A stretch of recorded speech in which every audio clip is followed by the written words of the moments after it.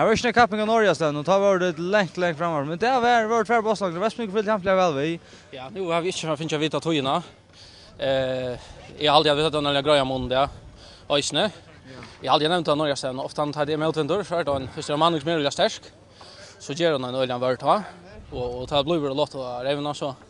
Så är det ofta så att det kanske blåser in jämnar med debattarna men jag har aldrig tagit en grejer om och hade allt under kontroll i det. Hur svär det fjärde det att Jack Presson då skulle alla vägen.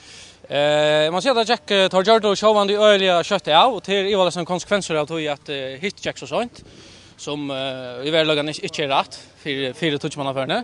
Tar Jordo kött av ut i du vet fighter med mål någon vara synte Jalvot synte när så ju så gör så att vi kommer inte öliga från start det gör det inte.